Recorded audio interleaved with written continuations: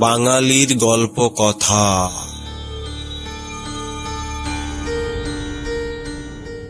আমাদের আজকের নিবেদন সন্দেশখালির সেই রাত।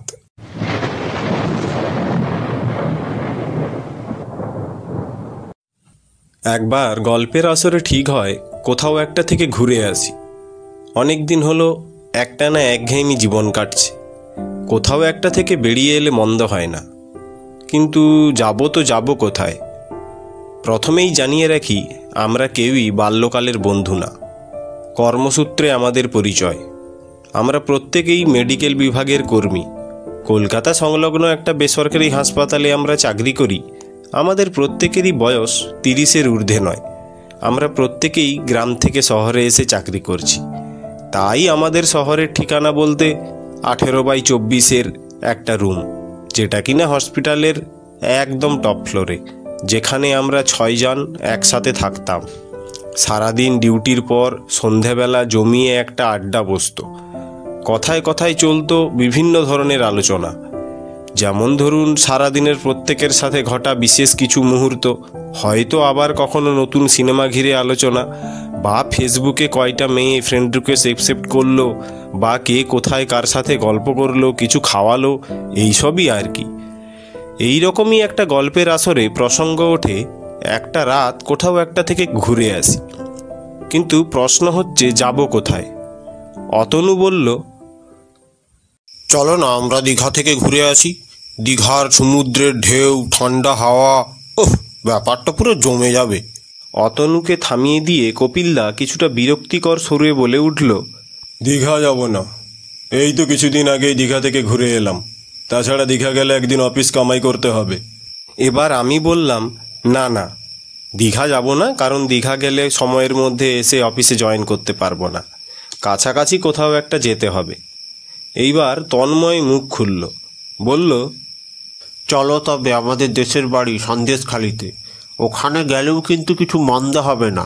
নদীর পাড়ে নির্জন পরিবেশে রাতের আকাশের তারা গুনতে গুনতে সময় কেটে যাবে।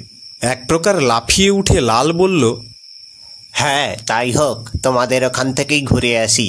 জনমানবহীন পরিবেশে নদীর পাড়ে বসার যে এক অলীক সুখ আছে। চারিদিকে কোলাহল নেই, স্টিমার ভটভটির আওয়াজ নেই, ফেরিওয়ালা চাওয়ালার চিৎকার নেই। এক অসাধারণ অভিজ্ঞতা হবে। তাছাড়া ওর দেশের বাড়ি এমন কিছু দূরেও নয়। এবার সবাই সম্মতি দিল, কারণ সন্দেশখালিটা হলো সুন্দরবন সংলগ্ন একটা ছোট্ট দ্বীপ। তা আমরা তন্ময়ের মুখে অনেকবার শুনেছি। তাছাড়া সুন্দরবনের নামেই একটা রোমাঞ্চকর ইমোশন রয়েছে। তাই সবার সম্মতিক্রমে ঠিক হয় পরের দিনই, মানে শনিবার, রওনা দেব সন্দেশখালিতে। পরের দিন ডিউটির পর আমি, অতনু, লাল, তন্ময় ও কপিলদা এই 5 জন মিলে বেরিয়ে পড়লাম। ট্রেন ছিল বিকেল 5:45। প্রথমে বাস ধরে পৌঁছালাম বালিগঞ্জ স্টেশনে। স্টেশনেও আজ বেশ কোলাহল রয়েছে। টিকিট কাউন্টারেও বেশ লম্বা ভিড়। আমরা ক্যানিং লোকালের 5টা টিকিট নিয়ে ট্রেনের জন্য অপেক্ষা করতে রইলাম। কিছুক্ষণের পরই নির্দিষ্ট টাইমে স্টেশনে ঢুকলো ক্যানিং লোকাল। আজ ট্রেনেও খুব ভিড়। কোনো রকমে ঠেলে ঠুলে চড়ে উঠলাম, আর বুঝতে পারলাম সিটে বসে গল্প করতে করতে যাব, সে শখ আর পূর্ণ হবে না। আমি তো কোনো রকমে 2 পায়ে দাঁড়িয়ে রয়েছি, নইলে লালকে তো দেখছি ভিড়ের মাঝে 1 পায়ে দাঁড়িয়ে রয়েছে। উপায়ও নেই, গ্রামের ছেলেরা সব সপ্তাহ শেষে কাজ সেরে বাড়ি ফিরছে। তাই আজ ট্রেনও কানায় কানায় পূর্ণ। বেশ কিছুটা পর ক্যানিং স্টেশনে গিয়ে পৌঁছালাম। ট্রেন থেকে নেমে হাঁপ ছেড়ে বুক ভরে শ্বাস নিলাম।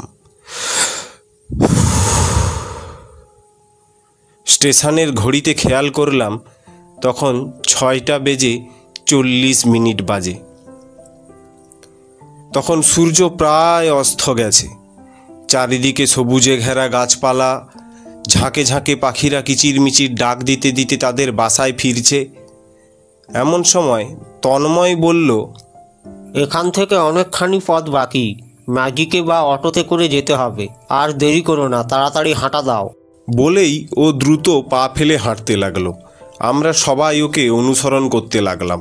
স্টেশনের থেকে বেরানোর পর আমরা মাঝে মাঝেই পথ চলতি লোকেদের মাঝে তন্ময়কে হারিয়ে ফেলছি। রাস্তাতেও খুব ভিড় রয়েছে, যেমনটা ট্রেনে ছিল।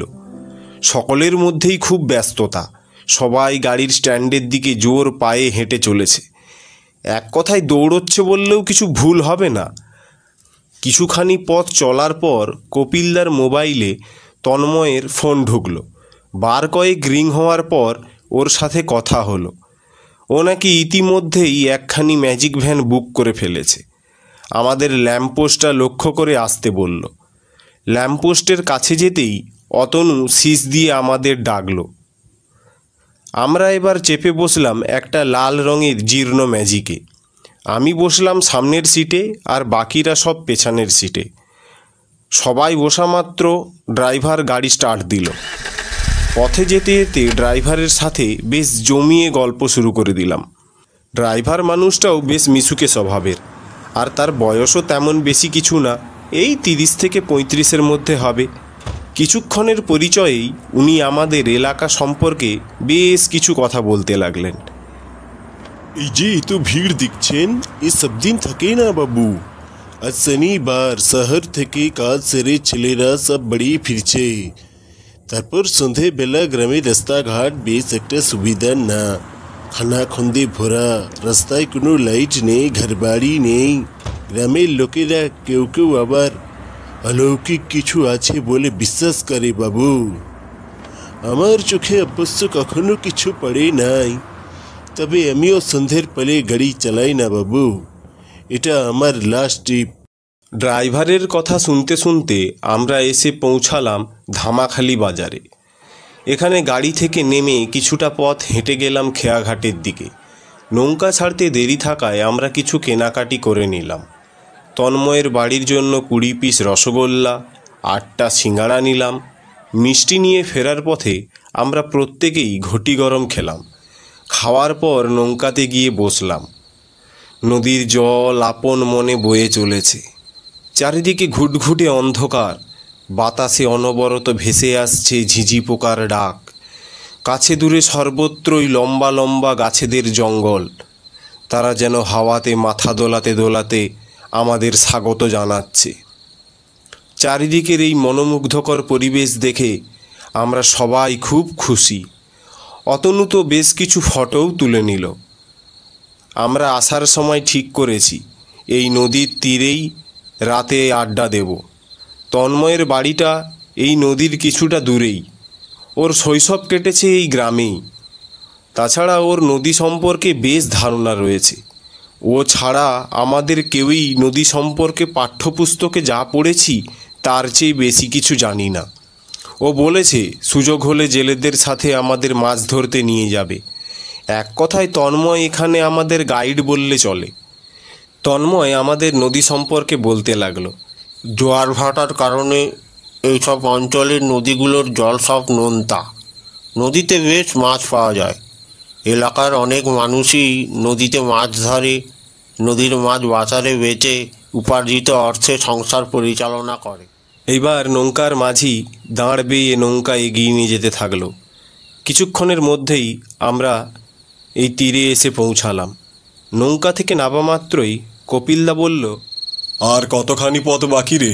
আমার কোমর আর পা তো ব্যথা করছে রে। আমরাও কপিলদার কথায় সুর দিলাম, কারণ সারাদিন শরীরের ওপর বেশ ধকল চলেছে, তার ওপর ওই ট্রেনের ভিড়, আর না জানি কতখানি পথ হাঁটতে হবে। এই নিয়ে আমরা নিজেদের মধ্যে কথা বলছি, এমন সময় দূরের একটা ক্ষীণ আলোর দিকে ইশারা করে তন্ময় বলল, ওই যে ওখানে লাইটটা দেখছো, ওখানেই আমাদের বাড়ি। যাই হোক, কথাটা শোনার পর কিছুটা নতুন উদ্যম পেলাম। এই খেয়াঘাট থেকে তন্ময়ের দেখানো এই লাইট 500 মিটার দূরে, এইটুকু পথ আমরা হেঁটে যেতেই পারবো। নদী তীরের মেঠো পথ ধরে তন্ময়কে আবার অনুসরণ করতে লাগলাম।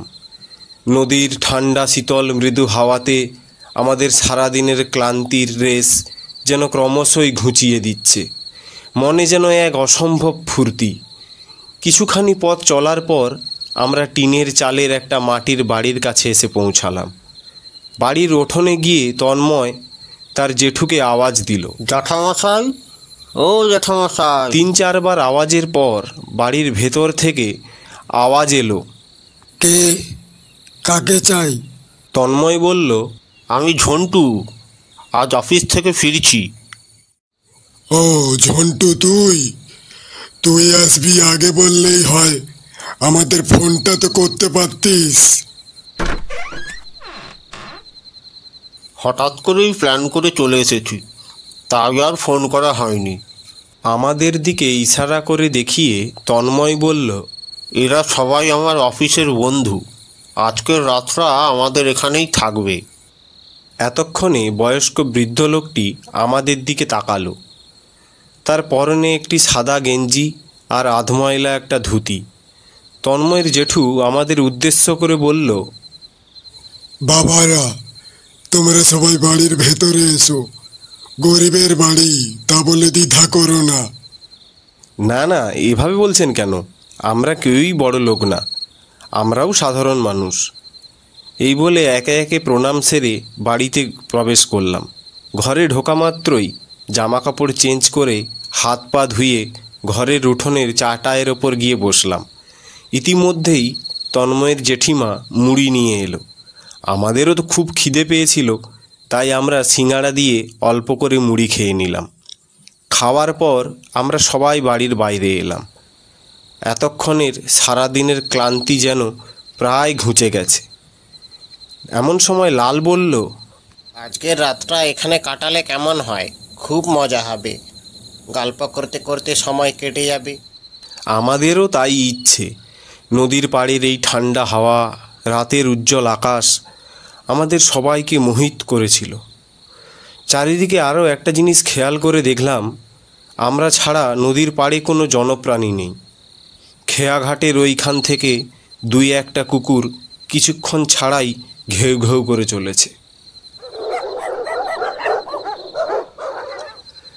আমরা সবাই খোলা মনে কথা বলছি। এমন সময় তন্ময়ের জেঠিমা আমাদের আওয়াজ দিল আর বলল, বাবারা, তোমরা সবাই হাত মুখ ধুয়ে নাও, রাত তো অনেক হলো, রাতের খাবার খেয়ে নাও। গল্প করতে করতে কখন যে 9টা বেজেছে আমরা কেউই খেয়াল করিনি। গ্রামের পরিবেশে রাত 9টা মানেই গভীর রাত। গ্রামের মানুষ খাটাখাটুনি করে, রাতে সবাই প্রায় তাড়াতাড়ি ঘুমিয়ে পড়ে। তাই আমরা দেরি না করে হাত মুখ ধুয়ে রাতের নৈশভোজে বসলাম। রাতের খাবারে ছিল সাদা ভাত, আলু পোস্ত আর মুগের ডাল। খাওয়ার সময় জেঠিমা বলল, বাবারা, তোমরা সবাই খেয়ে নাও, রাতে বাড়ির বাইরে বেরোলে আমাদের আওয়াজ দিও।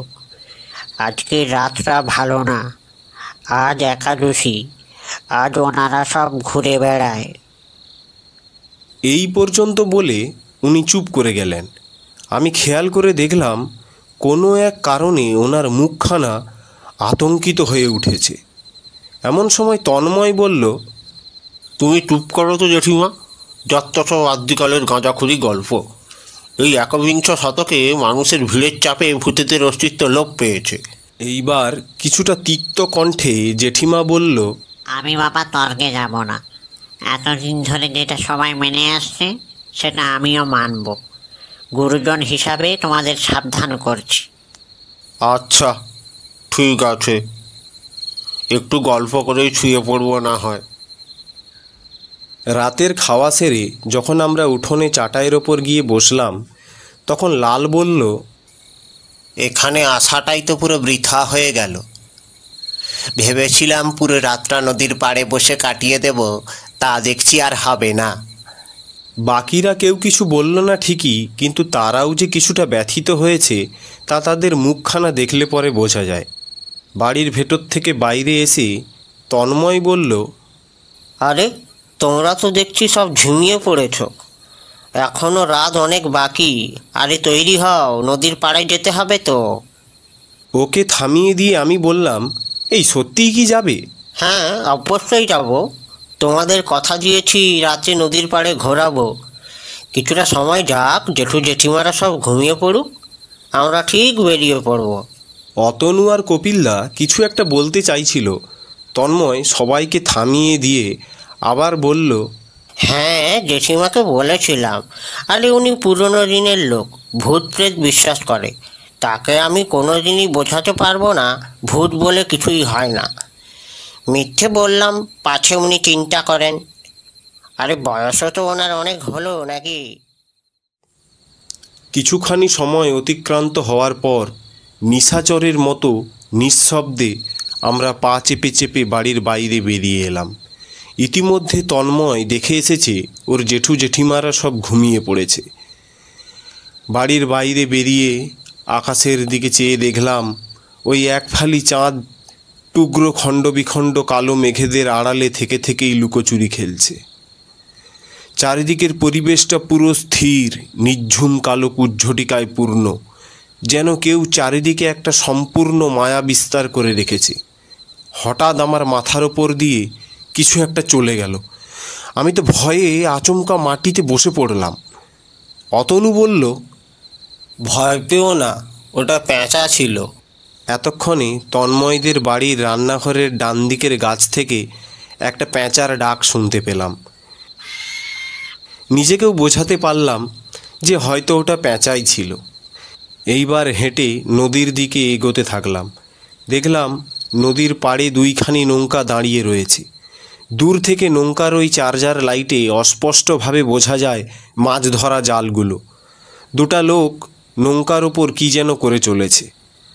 তন্ময় বলল, মোহনা এখান থেকে কিছুটা দূরেই, আর ওরা হলো জেলে, নৌকো নিয়ে মাছ ধরতে যাচ্ছে। তন্ময়ের কথা শেষ হওয়া মাত্রই ইঞ্জিন স্টার্ট দিয়ে নৌকাগুলো নদীর তীর থেকে ক্রমশ দূরে যেতে থাকলো। আমরা এক দৃষ্টে তাকিয়ে থাকলাম। কিছুক্ষণের মধ্যেই ইঞ্জিনের আওয়াজটা ক্রমশই ক্ষীণ হয়ে গেল, আর নৌকার ওই বাতিগুলোও একটা সময় গভীর অন্ধকারের মধ্যে তলিয়ে গেল। এবার যেন পরিবেশটা পুরো স্তব্ধ হয়ে গেল। আমরাও গল্প করতে করতে এদিক ওদিক ঘুরে বেড়ালাম। কিছুটা হাঁটার পরই সারা শরীরে ক্লান্তি নেমে এলো, তাই সবুজ নরম ঘাসের ওপর বসে পড়লাম। বসা মাত্রই লাল প্যান্টের পকেট থেকে সিগারেট বের করে মুখে দিল। সিগারেটে একটা শুক টান দিয়ে বলল,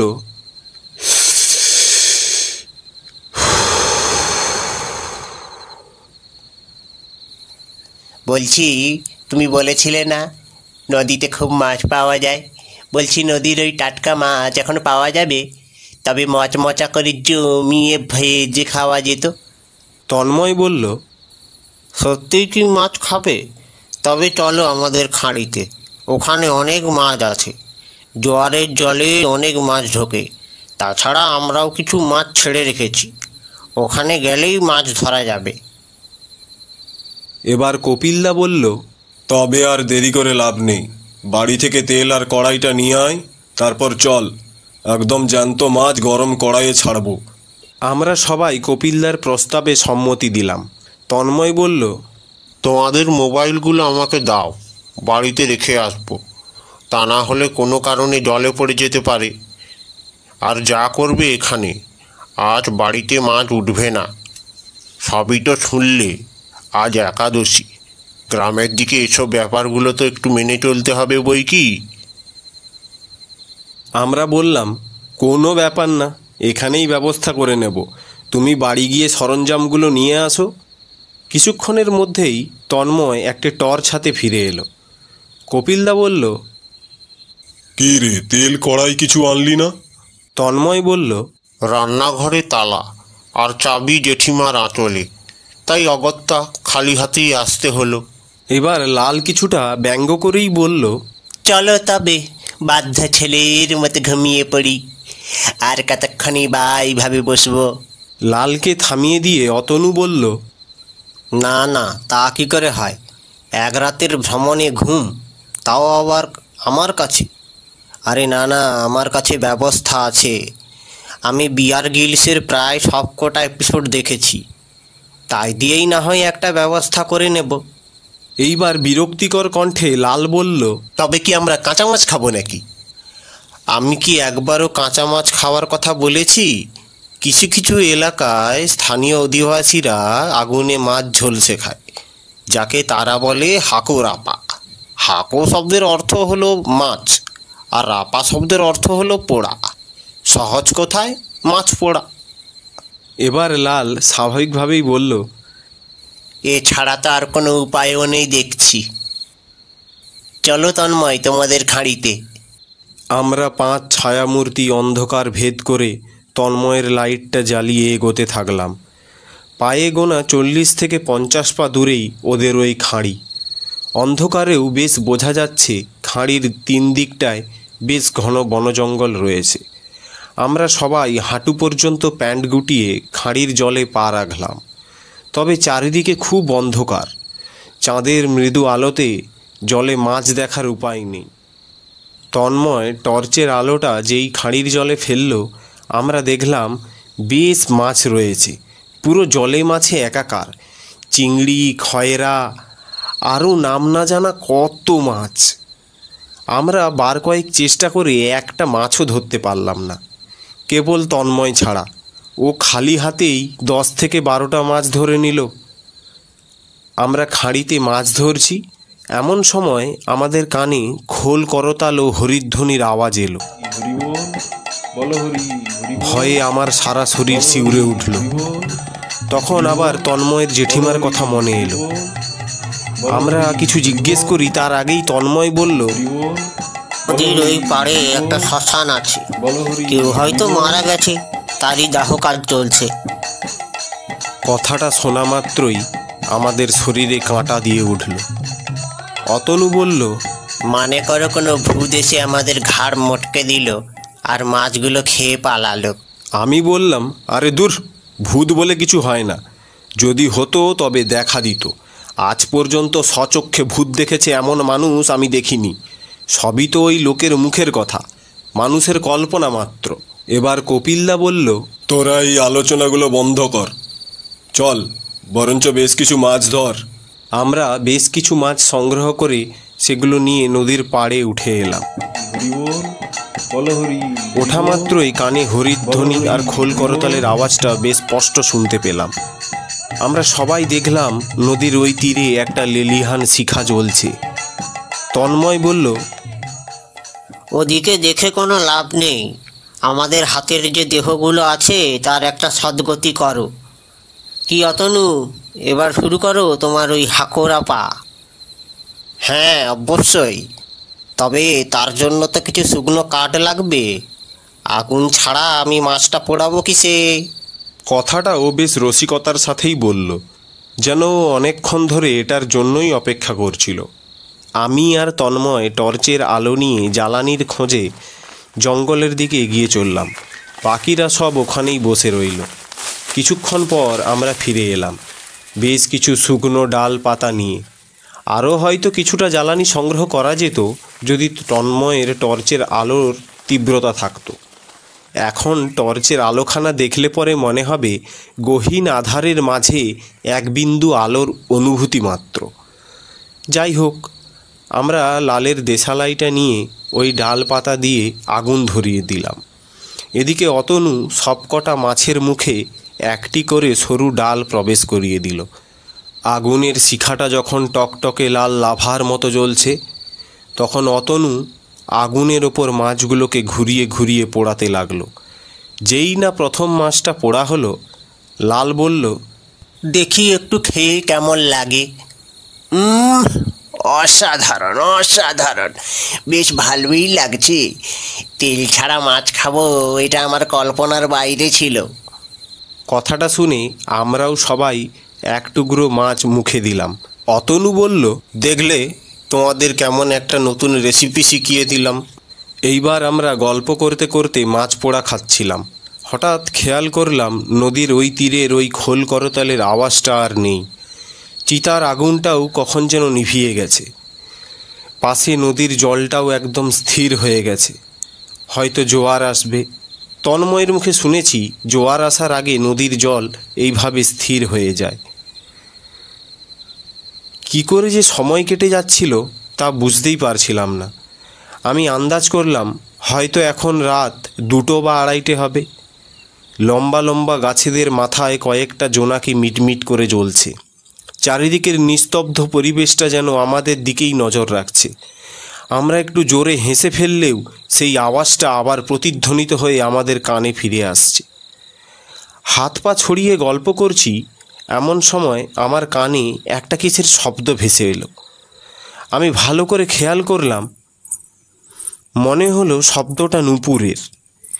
কেউ যেন নূপুর পায়ে ওই দূরের নাম না জানা গাছটার আড়ালে লাফালাফি করছে। আমি সবাইকে থামিয়ে দিয়ে বললাম, তোমরা কি কোনো কিছুর আওয়াজ পেলে? অতনু বলল, কিসের আওয়াজ? নূপুরের। কথাটা শুনে ওরা সবাই হাসতে লাগলো।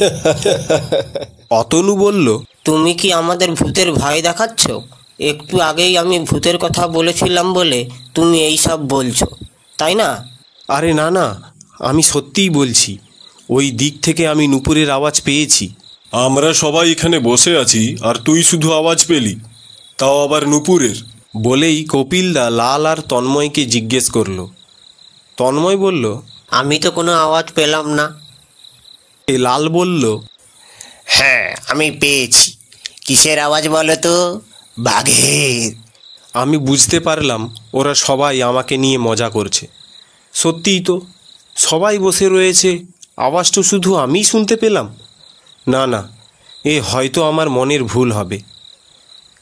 এদিকে গল্পের আসরের প্রধান বিষয়বস্তু হলো এখন বাঘ। লাল বলল, আচ্ছা তন্ময়, তোমাদের এখানে বাঘ দেখা যায় নাকি? না না, এখানে বাঘ নেই। দূরের ওই যে দ্বীপগুলো দেখছো, ওইদিকে হয়তো বা আছে, তবে এখন আর বাঘ বেশি দেখা যায় না। এবার বাঘের বিলুপ্তির কারণ, বন্যপশু শিকারীদের কথা, বাঘের প্রজাতি, বাঘের প্রজনন চক্র, বাঘ কতদিন ছাড়া শিকার করে, এই সবের আলোচনা কেন্দ্র করে আসরটা বেশ জমে উঠল। এমন সময় আমার কানে আবারও ওই আওয়াজটা ভেসে এলো। আমি আর নিজেকে ধরে রাখতে পারলাম না। পাছে আমি কিছু বলি তাই নিয়ে ওরা আবার ঠাট্টা তামাশা করে, তাই আমি কিছু বললাম না। মনে মনে ঠিক করলাম, একবার দেখেই আসি না ওখান থেকে, জঙ্গলের ওইখানটায় কি আছে। নিজে উঠে দাঁড়ালাম আর তন্ময়ের হাতের ওই লাইটটাও নিলাম। তন্ময় বলল, কোথায় যাবে? আমি আমতা আমতা করে বললাম, এইখানে একটু হালকা হতে। ও বলল, যাও। আমি আশা করেছিলাম ও হয়তো বা আসবে। আমি একাই তন্ময়ের ওই সেল ডাউন টর্চটা হাতে নিয়ে জঙ্গলটার দিকে এগিয়ে চললাম। কিছুটা এগোনোর পরই আওয়াজটা স্পষ্ট হলো। এবার শুধু নূপুরের আওয়াজ না, তার সাথে বাচ্চার কান্নার আওয়াজও রয়েছে। আমি বুঝতে পারলাম না এখানে এত রাতে বাচ্চার কান্নার আওয়াজ এলো কোথা থেকে। কিন্তু মনে এলো তন্ময়ের জেঠিমার কথা। উনি হয়তো এই সব কারণের জন্যই আমাদের রাতে বাড়ির বাইরে আসতে বারণ করেছিলেন। আমার সারা শরীরটা অজানা কারণে আতঙ্কিত হয়ে উঠেছে। আমার মনেও এবার ভয়ের সঞ্চালন হয়েছে। আমি কিছুটা সাহস জুগিয়ে জিজ্ঞাসা করতে চাইলাম, কে কে ওখানে? কিন্তু গলা দিয়ে কোনো আওয়াজ বেরোলো না। ভয়ে ভয়ে পা ফেলছি সামনের দিকে, আর ততই তীব্র হচ্ছে ওই আওয়াজটা। আমি স্পষ্ট শুনতে পাচ্ছি, হ্যাঁ হ্যাঁ, এই তো স্পষ্ট শুনতে পাচ্ছি বাচ্চার কান্নার আওয়াজ। বললেই হলো আমি ভুল শুনেছি? আমার নিজের কানকে আমি অবিশ্বাস করি কি করে? আবার কয়েক পা সামনে ফেলা মাত্রই জঙ্গলের একেবারে কাছে এসে পড়েছি। এখানটায় পুরো ঘোর অন্ধকার। কোথায় যে পা ফেলছি কিছুই বুঝতে পারছি না। হঠাৎই আমি হোঁচট খেয়ে ভাঙা মাটির হাঁড়ির ওপর গিয়ে পড়লাম, যেগুলো সম্ভবত মড়া পোড়ানোর পর শ্মশান যাত্রীরা শ্মশানে ফেলে যায়। আমার হাতের লাইটটাও যায় ছিটকে, আর তখনই আকস্মিক একটা গর্জন শুনতে পেলাম। একটা নারী তীব্র কর্কশ কণ্ঠে বলছে, কোন শয়তান এসেছে সেখানে? এখনো তোরা আমাকে শান্তি দিবি না? আগেও প্রতিটা পদে পদে জ্বলেছি, আবার এখন তুই জ্বালাতে এসেছিস? তবে রে আয় তোর ঘরটা মোটকে দি। তৎক্ষণাৎ আমি উঠে দাঁড়ানোর চেষ্টা করলাম, কিন্তু আমার সব চেষ্টা বৃথা হলো অন্ধকারের কারণে। ঝোপের জড়ানো লতা পাতায় আমার পা আটকে গিয়েছে। আমি ঘাড় ঘুরিয়ে দেখলাম একখানি লম্বা হাত আমার দিকে এগিয়ে আসছে। হাতের নখগুলো বেশ লম্বা লম্বা, আর তার হাতে রয়েছে শাখার পলা। আমার হৃদস্পন্দন বেড়ে গেল, সারা শরীরটা যেন ঠান্ডা হয়ে আসছে। চোখের সামনে অন্ধকার নেমে আসছে। আমি অসহায়ের মতো প্রাণপণে চিৎকার করে বললাম, বাঁচাও! আর এতক্ষণে ওই হাতটা আমার গলাটা যেন চেপে ধরছে। আমি দিক বিদিক শূন্য হয়ে মাটিতে লুটিয়ে পড়লাম। তারপর কি হয় আমি জানি না। আমার জ্ঞান ফেরে সকাল 10:20 চোখ খুলতেই নিজেকে পেয়েছিলাম তন্ময়ের বিছানায়। তখনও বাকিরা সব ঘুমিয়ে রয়েছে। ধীরে ধীরে উঠে বসলাম। কিছুক্ষণ পর সবাইয়ের ঘুম ভাঙল। কপিলদা বলল, এখন শরীর কেমন আছে রে? আমি বললাম, ভালো, কিন্তু মাথাটা একটু ভারী লাগছে, বোধহয় জ্বর এসেছে। লাল বলল, কাল রাত থেকেই তো তোমার ভীষণ জ্বর।